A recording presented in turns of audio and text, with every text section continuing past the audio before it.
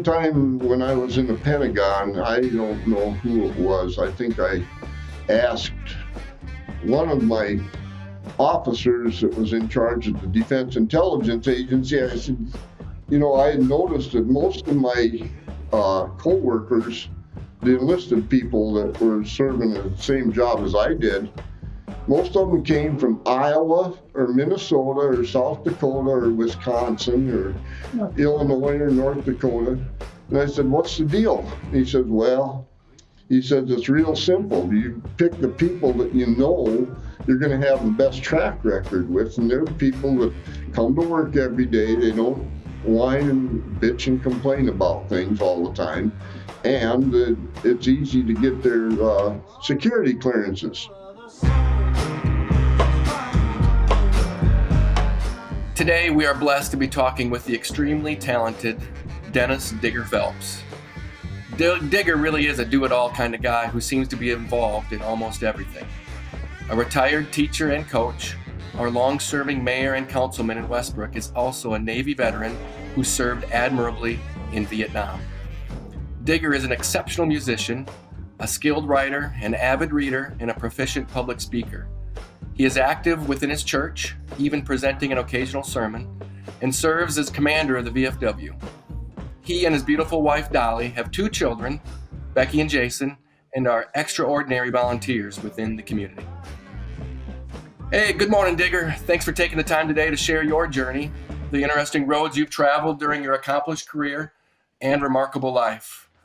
More importantly, thank you for the dedicated service you provided in countless ways and literally over countless hours.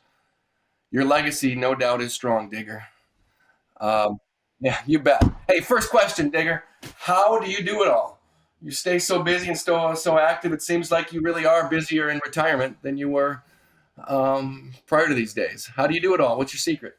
Well, people say that. I know a lot of times. I have a lot of friends who refuse to retire because they didn't think they'd have enough to do, and I tell them that volunteerism is the backbone of how these small towns survive. They're the backbone of how all of rural Minnesota survives, I know that. And having been involved with a lot of even regional organizations, both Dolly and I are volunteer drivers for an outfit called United Community Action.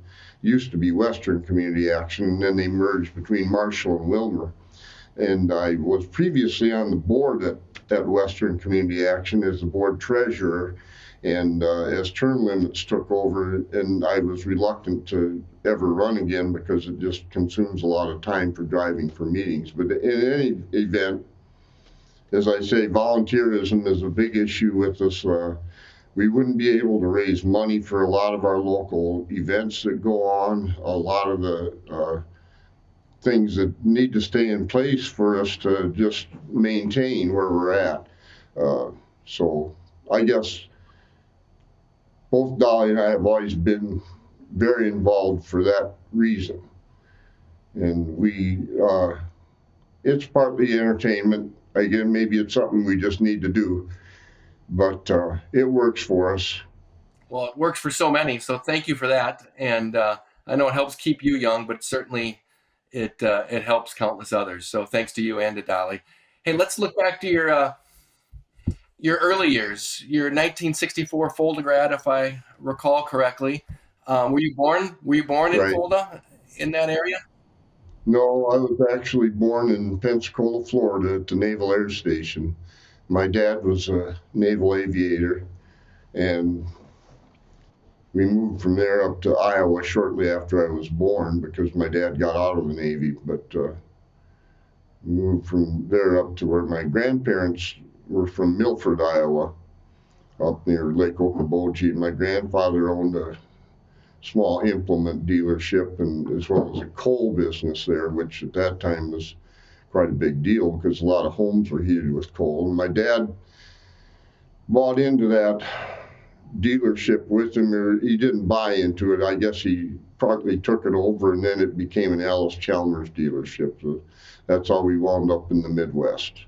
Well, tell us a bit about your parents. What were your mom and dad like? And My mom and dad were typical. My dad came from down near Cedar Falls, Waterloo, and my mom, as I said, was from Milford, and they met in college. And my dad at Cedar Falls, which was then called Iowa State Teachers College. My mother completed, I believe, only a year there, and maybe two. And my dad finished college there, but he just had a degree. He didn't have his teaching certificate. So later in life, he sold his implement dealership, or he didn't sell it. It actually went under, I think, in the Depression or the farm crisis of the late 50s. And he went to teaching school. My mom actually taught school shortly after she got out of school in Cedar Falls, and she taught down south of Sioux City for a while, and the little town of Sloan. And then they were married and moved up to Iowa. And after 5 or 6 years, why the implement dealership wasn't going anymore, and my dad got a teaching job in a little town over near Sheldon by the name of Boyden. And they allowed him to do his student teaching, which he had never done prior to going into the Navy in World War II. They allowed him to do that student teaching in the spring. And he taught for the full year in Boyden, and then in the spring of that year, he went to Fort Dodge just to do his student teaching. And then that began his teaching career. So he entered education a little later in life than a lot of people do, but subsequently he stayed in it long enough to retire after moving up to Minnesota. So my mother she was a stay-at-home mom, and music.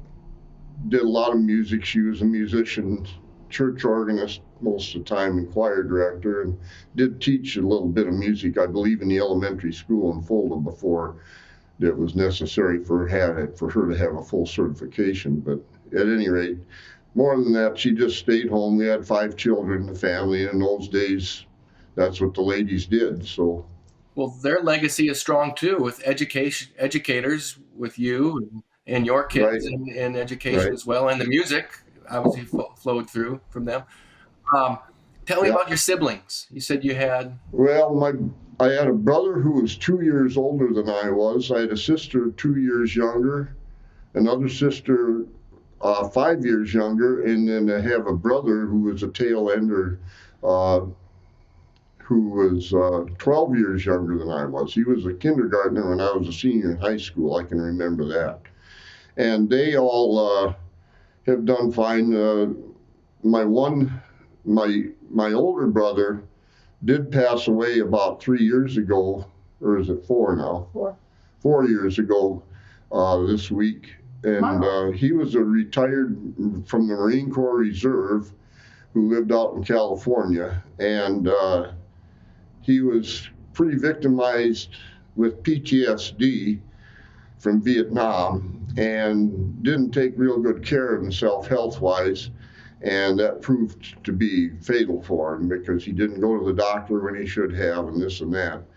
And so he passed away 4 years ago, and we are now responsible for his widow, who's a Japanese blind lady, and she's in an assisted living out in California in Vista, which is very close to Oceanside, where we go for the winter.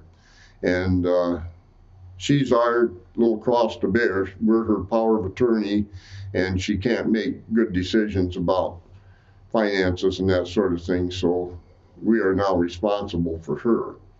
My other 2 sisters both reside in Des Moines.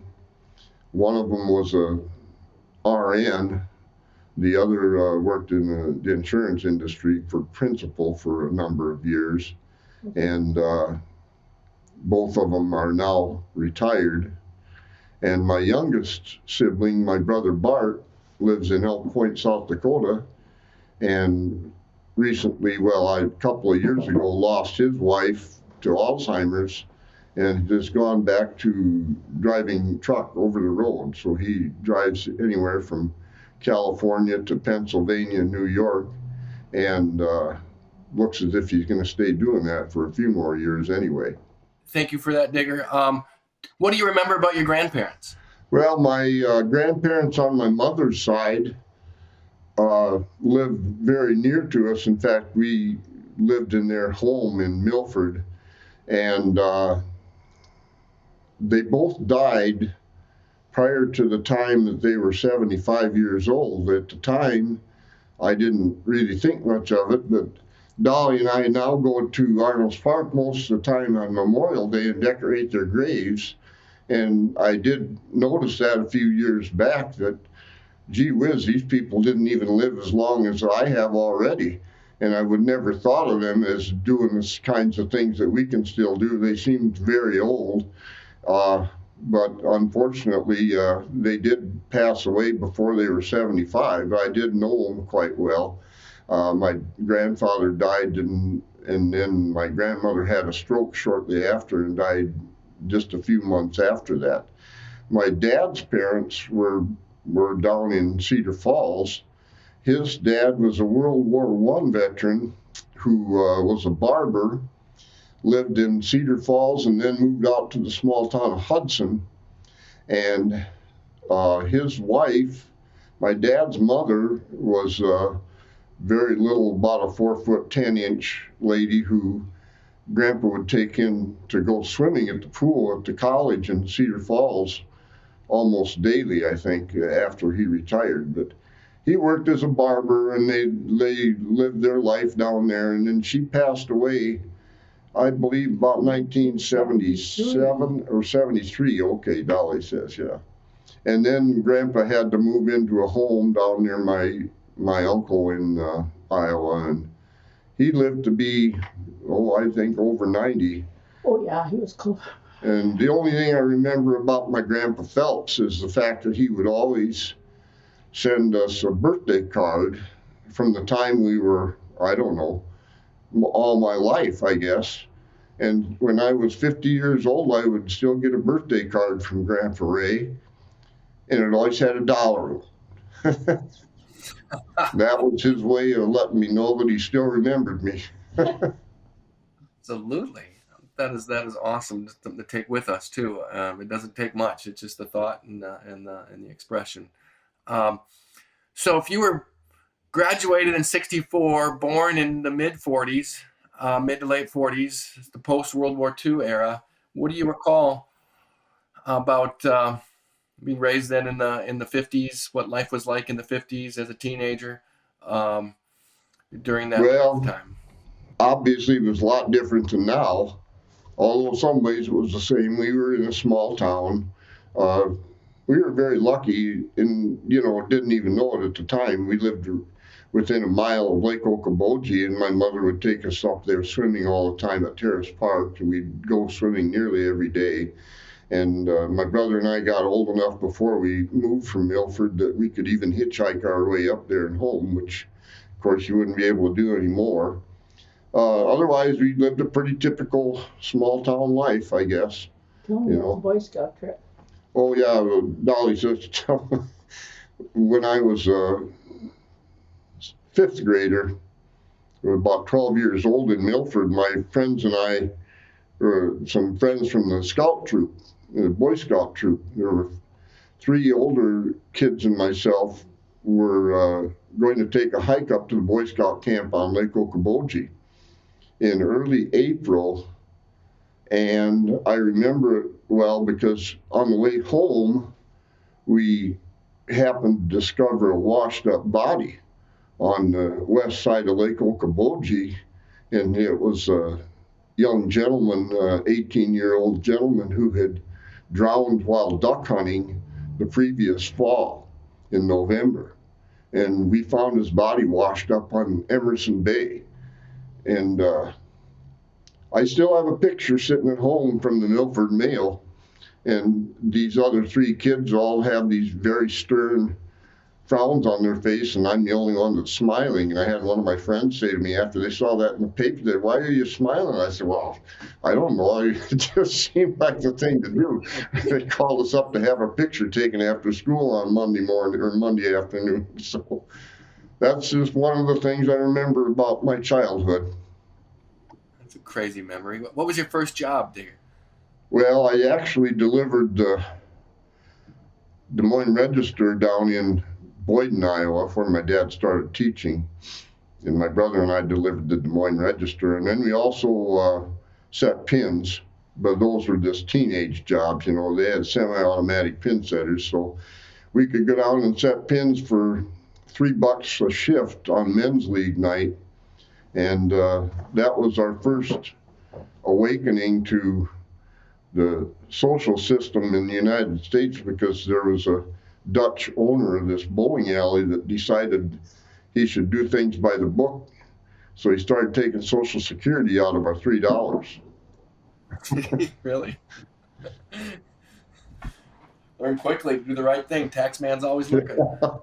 Other than that, my first job after high school, I worked for Campbell's Soup down in Worthington, doing what they call breaking chickens, where you would break the white meat from the dark meat from cooked chickens and put it in the bins for 10 ladies on either side of you. One of them did dark meat and the other one did light meat. And that was our summer job before going to college. That taught you a few things. Yeah. Paid me about $50 a week, I think. With some withholding there as well, I'm sure, some tax withholding. When did you actually move up to Minnesota then? My dad taught for 3 years down in Boynton Hall, and he came up to Minnesota because the money was a little better. Even the superintendent where he was teaching told him that, you know, he'd like to pay him more, but they just didn't have the money. So he started teaching for about $3,000 a year, I'm sure, back in 1957. And so he came up to Fulda, which is only about an hour north of where we had been. And that's where he stayed until he retired. That would have been about 1960. I think I moved, I was done with my 8th grade year, so I finished school in Fulda. I only went 9 through 12 in Fulda. What are some of your favorite memories for your high school days in Fulda? Well, I liked sports, and I liked music also, but we did a lot of things. But I guess after my freshman year, I was determined that I was going to get out of band, because my family, we had a clarinet, and that's what you had to play. My brother played one, and then I played it after him. And then the band man, well, actually the one down in Iowa, the school bought a bassoon. And my mother told the band director, who was a friend of ours, of course, because he was a former, another faculty member. She said, well, Denny will play that bassoon. So she made me play the bassoon for music contest as an 8th grader. And then when the guy in Fulda found out I could play the bassoon, that was going to be the death of me. But I did complete 1 year of band in Fulda with the clarinet. And then I told my mom, I said, I'm going to quit band. I just had enough of it. I don't have time, and I need to be able to concentrate more on basketball, football, track, and baseball. So she was very opposed to it, but she made me a deal that I needed to learn to play one more instrument, and then she'd let me quit band. So I sent to Sears and got a $15 Sears silver tone guitar that I taught myself to play. And after that, a couple of us guys that happened to have some instruments laying around the house decided that we could start a band like the Kingston Trio, because one of them was a banjo. So we entered into doing that as a sophomore, and we did a lot of different things. We played for banquets and that sort of thing. And the school even bought a string bass, because one of my friends that was in the group was the superintendent's son. And we had this old metal string bass, so he convinced his dad that the band needed a nice new wood string bass. So they bought that, and then we used it with our bands. It worked out okay for us. What did you name your band? Well, back then we were named the Balladeers, I think. Yep. I think we stole that from someone else, but as a senior, we went to a couple of different, what they used to have, what they call hootenannies, which were, they'd get 3 or 4 different groups together and you'd each get up and sing a few folk songs, you know.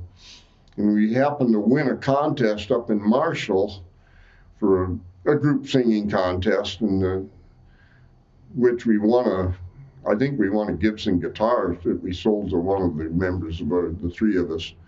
Anyway, at that time, there were some kids there from Minnesota who came up to us afterwards and wondered if we wouldn't come and play for their prom.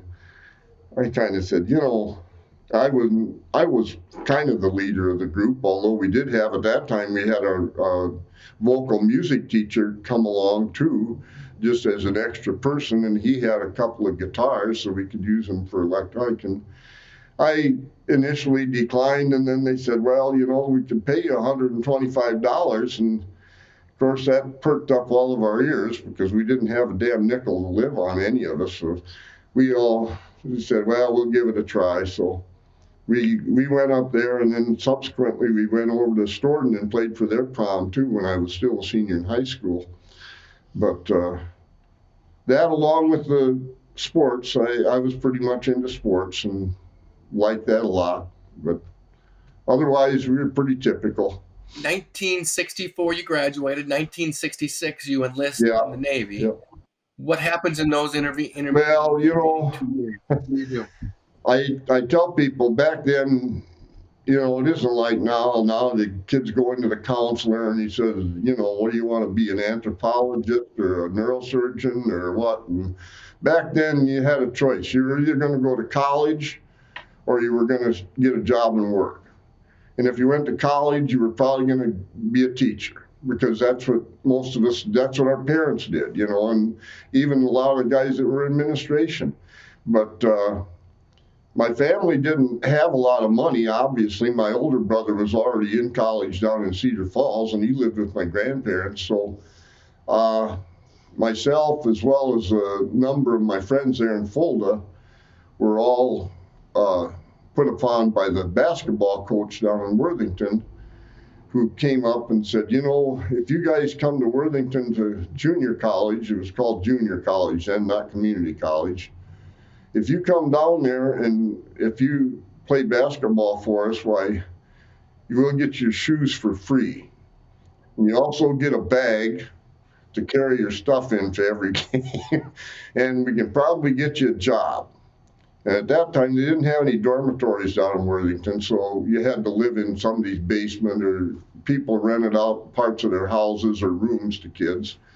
So that was our enticement. So I went down to Worthington and did play basketball the first year. We lived in a guy's basement with 6 of us until we got thrown out for having a beer party, and had moved back home with our parents. But anyway, we spent the 2 years there in Worthington, pretty uneventful and not really too much direction.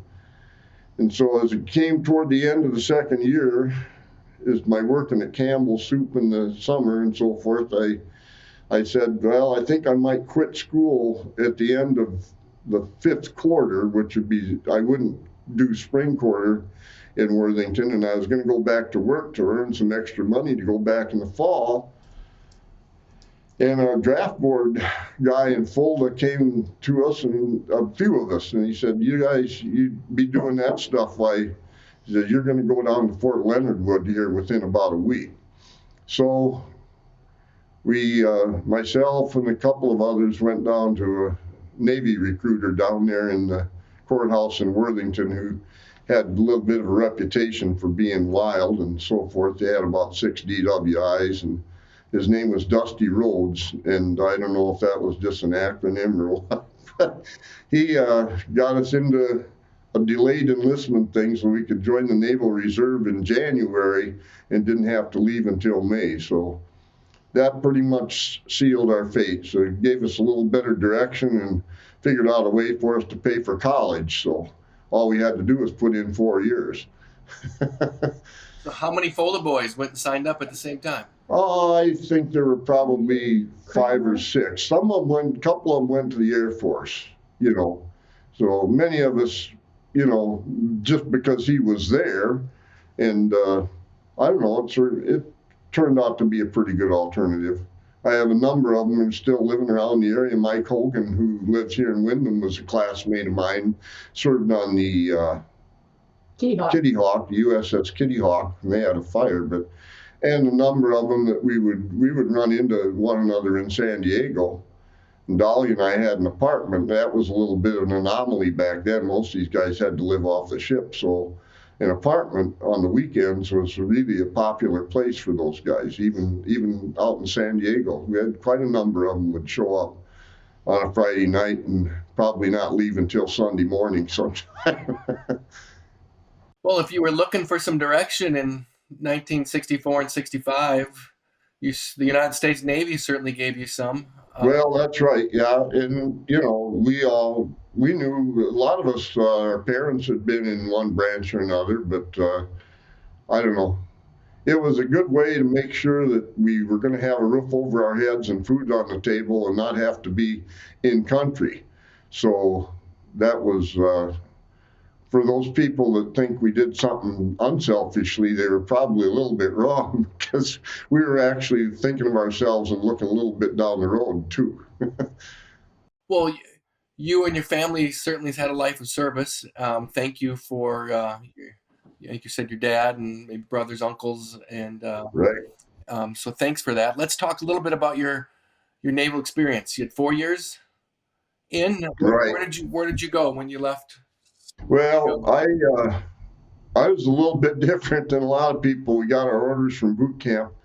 We were in San Diego for the summer of '66, and it rained one day. As a testament to those people that say it never rains in Southern California, they're probably right.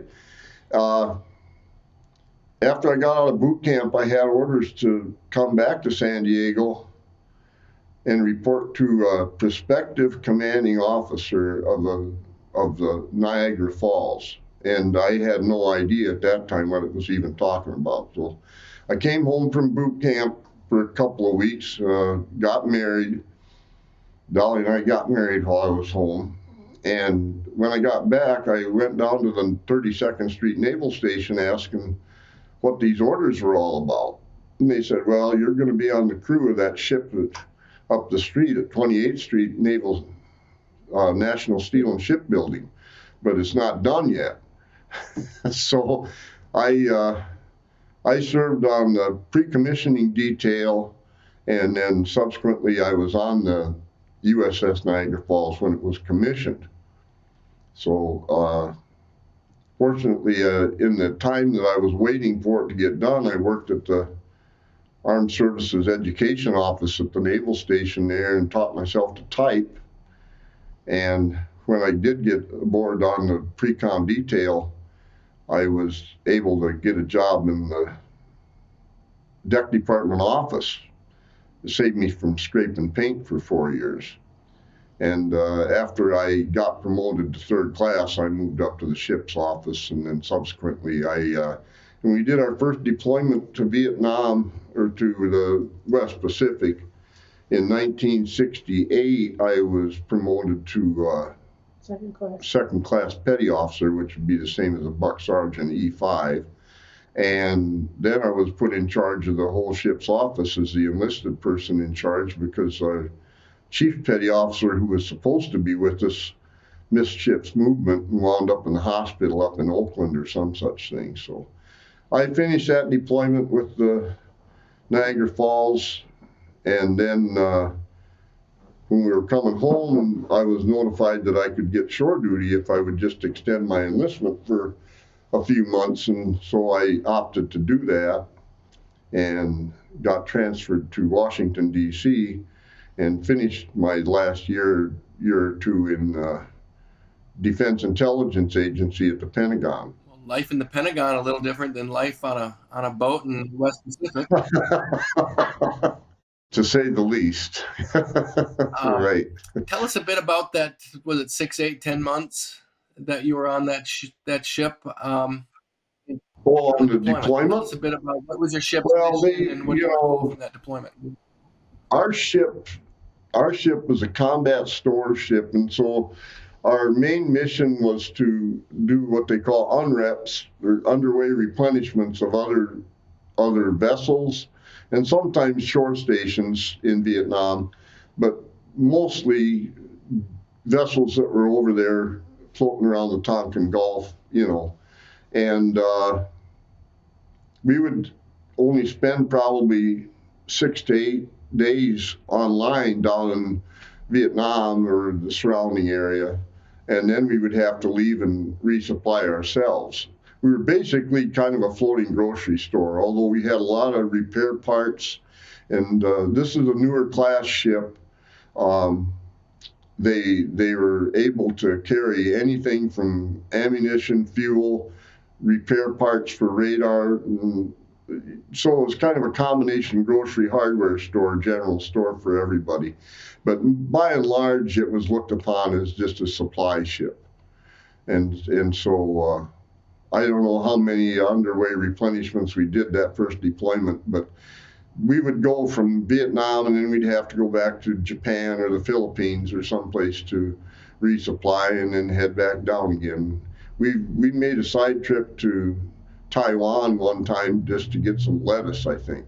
But otherwise, most of it wasn't a pleasure cruise, but it was a lot more of a pleasure cruise than the people that were on the ground in Vietnam, I'll tell you that, No doubt about it. That's some of the randomness of when you go on a list, you don't know where you're going to serve, but you go where you're told and you do it well. So right. Thank you for that. What's the process of replenishing another ship like? So you come alongside another ship and how? Well, with ours, in the old days, it used to be they would shoot a bolo over and pull a cable and you'd have this huge, sag in the middle of the line because you couldn't pull it tight. Well, on the newer ships like this one, you'd shoot a bolo over and they'd pull a cable, which would then be hooked up to a winch on our side, and the winches had automatic tension devices, and they could make it so that cable was just about straight across.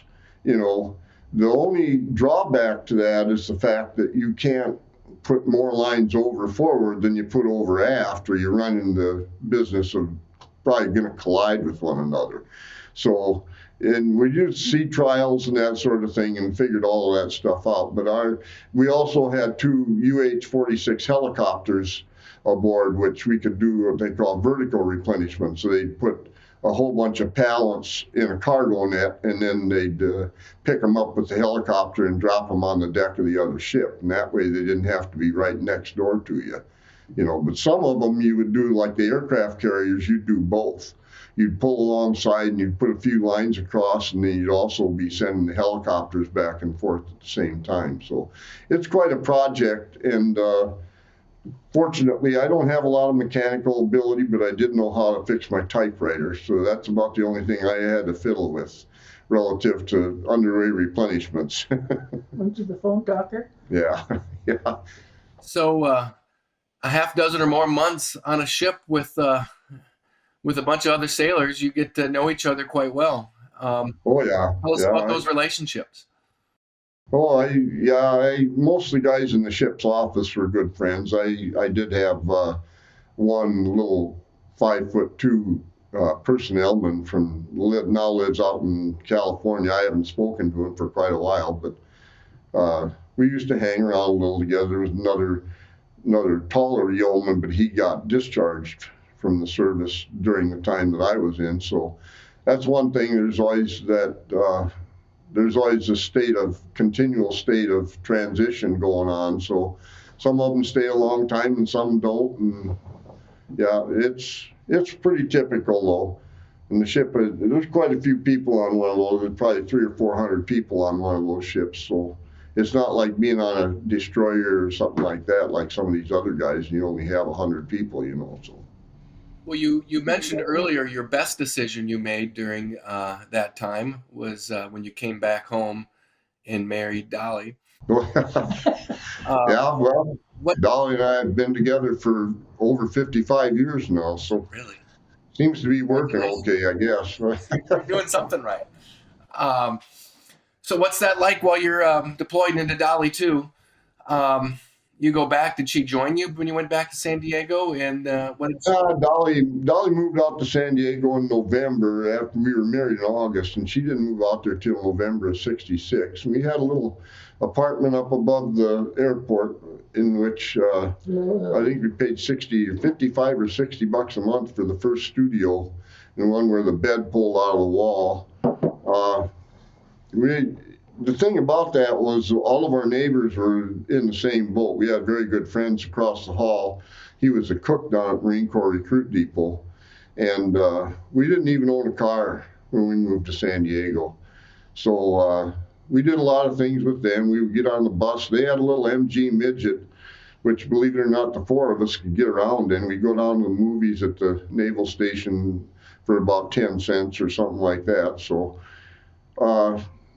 didn't really feel too put upon by anything. Dolly had a nice job downtown for an employment agency, and I was getting my 120 bucks a month, so life was great. Living large there in Southern California. We bought the Volkswagen though. Yeah. But that is quite the adventure for newlyweds from rural Minnesota to. Well, it was, but like I say, there are a million other people out there in the same boat, so it was nothing extraordinary for most of us. And people were willing to help one another out, and it's just the way things were.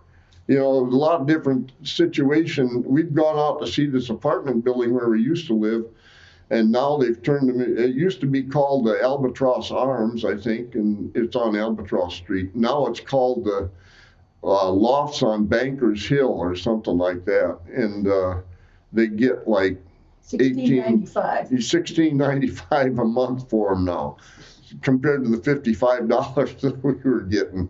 And I don't know if they're too much different structurally, but it's a much different place. You can't find a white hat in San Diego anymore. Back then, if you flew over San Diego in a helicopter, it looked like somebody dropped a bunch of ping pong balls because on the weekend. That's all it was. Now it's more tourist related, and once in a while you'll see some guy going home from work and he's just got on his camels, and you don't see any white hats at all. So don't even have the Chargers there anymore either. No. So how long? So you must have been together in San Diego for a little over a year before your deployment.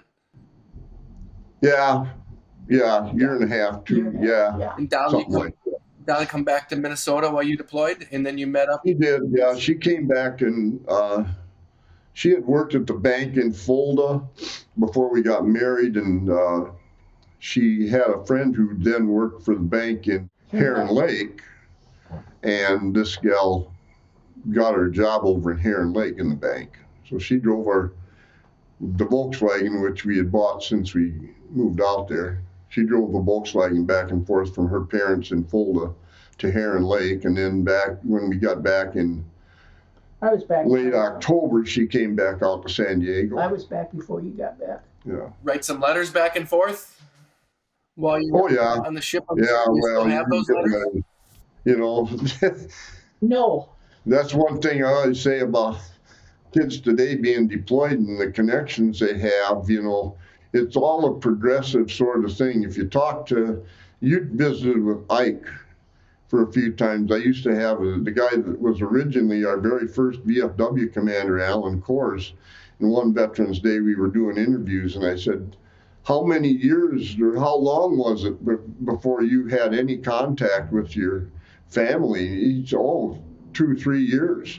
Ike was gone for 3 years in World War II before ever coming home. He did get letters occasionally, but then we thought it was bad. But a regular tour in country Vietnam was like 13 months.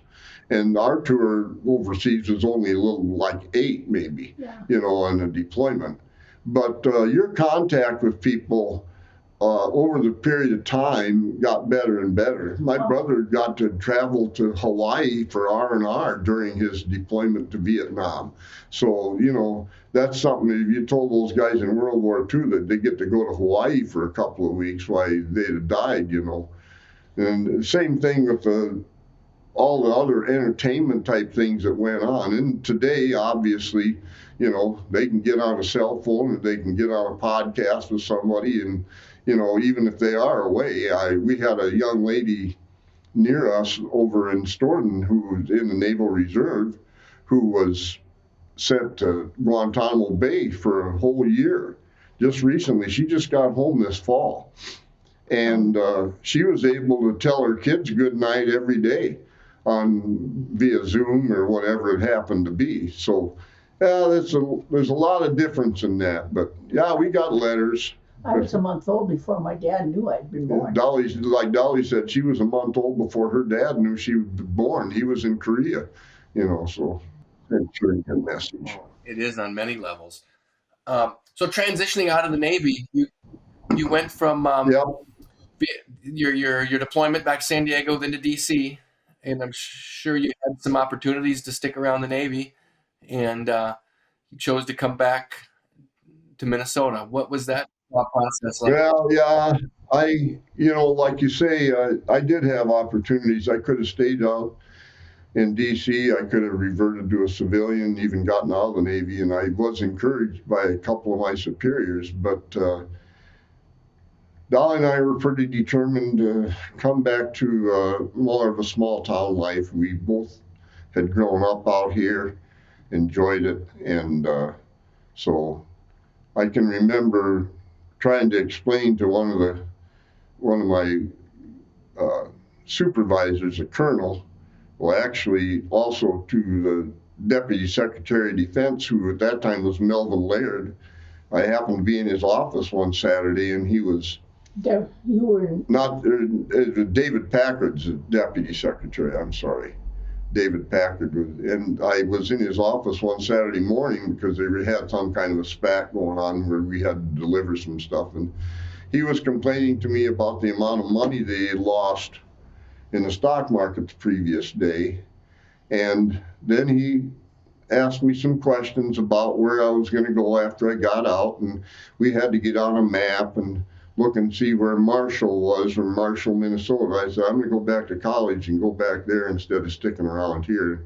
He didn't have too much to say because it was a completely different mindset, because he came from a lot of money and a lot of prestige and everything, but he took the time to ask me the questions, so I answered them for him.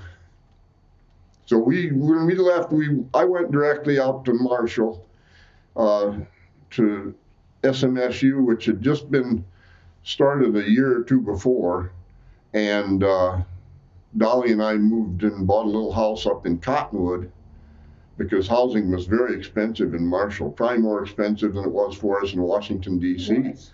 And so I determined I was going to buy a little house, and I went by this guy's house, and he had it for sale. I think he wanted $5,500, and I told him I'd give him $5,000. He said, that'd be fine. And I drove downtown to the bank, and I said to the banker, I'll buy that house from this guy, but my wife needs a job. And he says, well, if you get her here before August, why, I'll give her a job as a teller in the bank. And she was working as a teller out there. So, yeah, kind of funny the way things go, but absolutely. It was a different world back there. Why do you think Marshall real estate was so expensive at that time?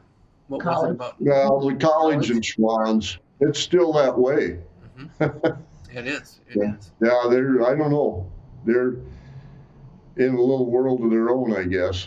And the people that want to pay it, I guess they're going to pay it. But So you were a Mustang at that point as well?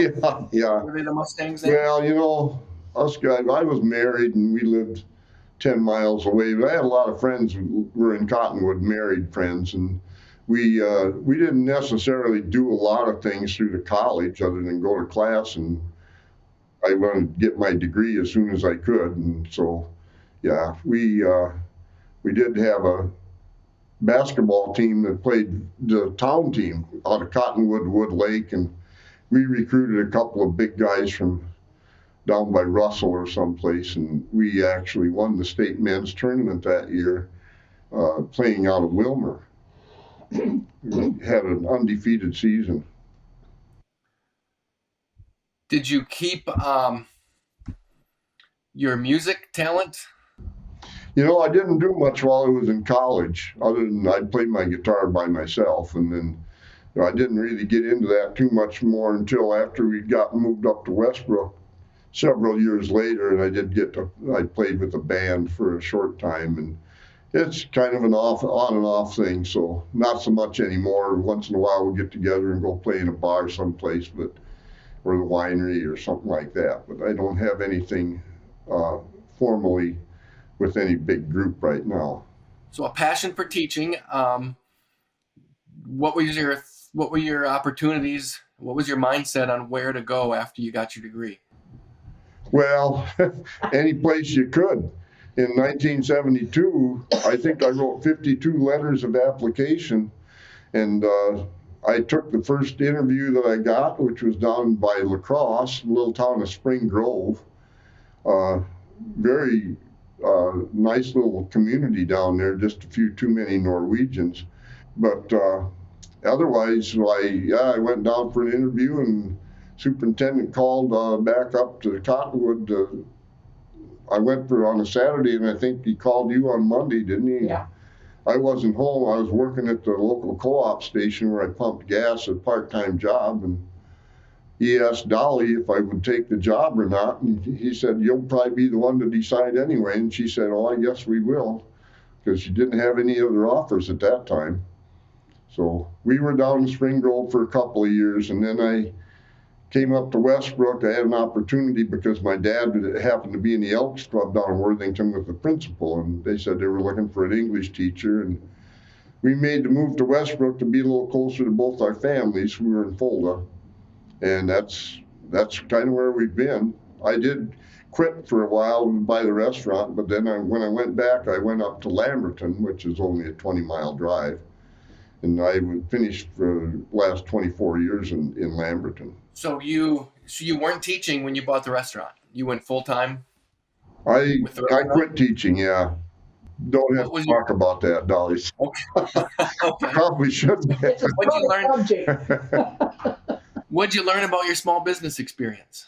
What did you? Well, for one thing, I learned that the food business is something that's vastly overrated by a lot of people and the food and bar business. And I know you probably heard this from different people, we're going to buy a bar and we're just going to have a party every night and it's going to be a wonderful time. And I also did a lot of insurance business over the years. Once we sold the restaurant, I became an insurance adjuster over the summers for a property casualty company over in Waseca.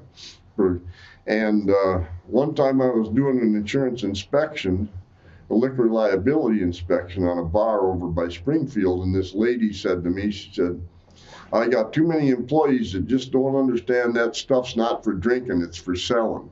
And that's the classic motto of people that are going to get involved in the bar business. But anyway, it's a tough business out here. I don't even understand how some of these people now, because you can't sell the food for what you actually should be getting for it. Same thing is true at our VFW. We served food, new meals down there for several years before the COVID came along, and we've since quit. But we were losing $5,000 to $7,000 a year on it just because you absolutely can't charge enough for it because people won't buy it if you have to. So yeah, that's the way it is. So it's a tough game. No doubt about it is. So back to teaching then. How many years in total did you teach? 31. Well, thank you for those 3 decades plus. Obviously got to have a lot of passion, a lot of wonderful experiences, a lot of love for students, the art of teaching. What did you learn about that, about teaching? What works well? Well, I didn't ever do anything extraordinary. Probably like everybody says, probably could have done a better job a lot of times, but yeah, it just pretty typical. I taught English, and at one point I was teaching almost every grade. I think I had every grade of one class of 8, 9, 10, 11, and 12, and then as things transpired and we got to consolidating with some other schools, that sort of thing, we became Red Rock Central. So by the time I finished in 2005, I was only teaching English 9 and English 12. So we went through a lot of experiments over the years, from modular scheduling to letting kids pick their classes. And pretty soon at one point, we finally said, you know what? We're going to go back. We're going to have English 10, English 11, English 12. They all have to take it. That's going to be it. And they won't have anybody in here squawking, well, I don't want to do this or I don't want to do that. And as it turns out, I think that's probably what most of them are doing now. Obviously loved all your students, but what grade level, what age group did you enjoy working with the most? Well, younger kids are a lot easier, and I never had anybody that wasn't under seventh grade. But I think I enjoyed the seniors pretty much most of the time. Yeah, there are always a few exceptions. I was fortunate enough to be in a small enough system where the faculty was pretty self-supportive. I mean, they supported one another very well, and but I had some pretty good experiences. Did a lot of assistant coaching. I didn't do much head coaching. I was the first girls basketball coach in Westbrook. And according to the standards of today, I probably didn't do a very good job, but we did have one season where we were over 500, I guess. I did have a lot of big girls playing for me back then. I had one year where we started, both big and tall. No, I said tall. I had one season where I had 4 girls that were nearly 6 feet tall, which back then was kind of an anomaly, but I didn't have very many good ball handlers out front, so it didn't help. But then I also I helped coach football in Westbrook, and I coached some football and basketball in Lamberton. And then Ray Gorder in Lamberton retired as the golf coach, and just on a lark, I said, well, I guess I could take care of that. So I became the head golf coach, probably the easiest coaching job I ever had. And everybody says, well, did you have to be a good golfer? I said, no, you just had to have a good van so you could drive kids around, That was the only thing. Well, that stuck with you now because you do a lot of golfing now, more golf than basketball. You started a lot of basketball and now golf and music. When did you start getting into student city government in service with the council and become a mayor? Back in 1980, I ran against a local tyrant by the name of Al Brandt. I do that tongue in cheek. He was a little bit bossy about things, and I said to him once, I said, Al, I'm going to run against you for mayor. He said, that's fine. You go right ahead. I'll pay your filing fee. And he did. And so I think I won that election, and probably about 75-25 percentage-wise, and been there ever since. Well, I shouldn't say that. When I went to Lamberton for a couple of years to live up there, and then we moved back, and then I've been on the council ever since. January of 1984. Yeah. Committed parents as well.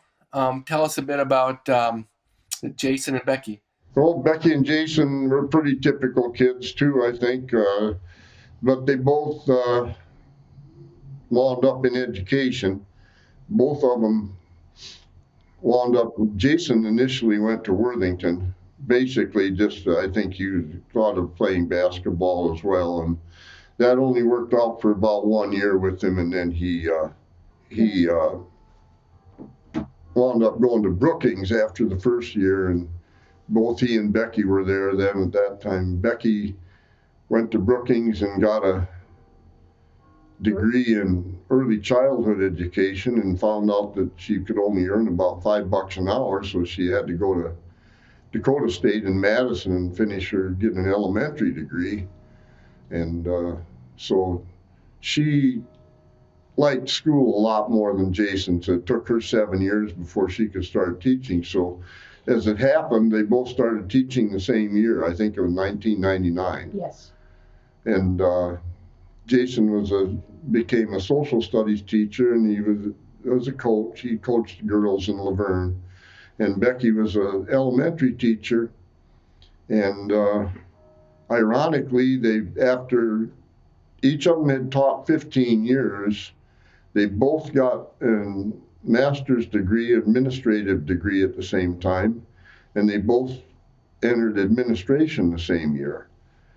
So Becky became the elementary assistant principal in Lenox, and Jason became elementary principal over in Hills, Beaver Creek. And now he's since moved back to Laverne. He's a middle school principal there. And Becky now is in high school as assistant principal in Lenox. Are you and Dolly blessed to have any grandkids? Yeah, we have 4 grandkids. Becky has 2 daughters, both of them high school. Her oldest, Drew, is a senior this year, and she's got another daughter, Carly, who's a 10th grader. Both of those girls are pretty active in school. In basketball particularly, they're both quite tall, so we spend a lot of time watching them. And Jason's 2 are quite young. Jason got married much later in life. His daughter, Harper, is only a 4th grader, and his son, Jackson, is a 1st grader. And so we've got quite a number of years to watch 4th grade basketball and whatever till we get done with You can come out of retirement and start coaching again, Digger. I don't think so. We were over to watch one of Jackson's football games, flag football games for 1st and 2nd graders. And Jason is one of the coaches, but it's like Dolly said, it's a lot more like trying to herd cats than it is coaching. You've got that level of patience. So obviously spoiled by you and your bride there, and that's wonderful. So I was talking to one of your friends there about you once, and he said, Digger comes down to this: if you need something to be done, Digger will do it. He just gets things done. He sets up everything, whether it's his work with the VFW or his mayor or his anything else. Or even the one guy said, hey, if you need to find a ball on the golf course, Digger will find that too. Exaggerated. We'll find everything. I've lost a couple this week because grass is getting too long, but that is my only part-time job, Dolly says so. Well, tell us a little bit about what you've learned throughout your life. What are some things, some lessons that you would share with your grandkids if you're back in the classroom with juniors and seniors looking forward to set up their careers? What are some Digger pearls of wisdom you would share with them? Well, I don't really know, Dan, that I have too many pearls of wisdom. I've always thought just, stay with it. Keep doing your job. You don't have to be doing anything extraordinary. Just find something do it. Find something you like to do and stick with it. Yeah, and not that's everybody right. needs a 4-year degree. Yeah. Well, Dolly says not everybody needs a 4-year degree, and I guess I've got one granddaughter that's now going to be looking at going to college, and that's something that you need to remember too. My son-in-law Andy is the only one of four between our kids and our in-laws who doesn't have a college degree, but he's a mortgage banker in Sioux Falls, and he does real well. Very happy. He doesn't have any loans either. No. Well, that's another issue, altogether. But absolutely. It just comes down to get up and go to work every day and do your job, One time when I was in the Pentagon, I don't know who it was. I think I asked one of my officers that was in charge of the Defense Intelligence Agency, I said, I had noticed that most of my co-workers the enlisted people that were serving the same job as I did, most of them came from Iowa or Minnesota or South Dakota or Wisconsin or Illinois or North Dakota. And I said, what's the deal? He says, well, it's real simple. You pick the people that you know you're going to have the best track record with, and they're the people that come to work every day. They don't whine and bitch and complain about things all the time. And it's easy to get their security clearances because they aren't involved in a lot of stuff, worldwide as far as anything that's going to get them in trouble. And I guess, and I always tell the kids in our small high schools, I said, you've got to jump on things and you don't even realize it because of that. You inherited a work ethic, and it doesn't come just from your parents. It comes from the whole mindset about rural Midwest, Yeah, that Iowa, Minnesota farm kid, gotta get up early. You gotta endure and persevere the long winters. Yeah. And surviving is very different in that climate. And so I think the military folks understood that at the time. Well, thank you very much. I really appreciate all the service you've provided to so many. You're welcome. And appreciate your military service and all your Vietnam colleagues of that time frame. We've being a veteran of the more recent campaigns, we just owe just an extreme debt of gratitude for everything that you did. Our society, our country loves our vets these days because of the lessons we learned during the Vietnam years. And so I know that transition in the early 70s and the late 60s. Dolly, I got to get you on the next interview. No. Okay, well, thank you, sir. Thank you, man. Appreciate it. Stay warm. Yeah. Have a good one. Yeah. Right. Bye. Hey, Dan Keeker here. Thank you for listening to this episode of the All Roads Podcast. My thought-provoking conversation with Dennis Digger Phelps. I'm always looking for more interesting, talented people to share their journeys. If you have any recommendations, please email me, Dan Keeker, at allroadspodcast@gmail.com.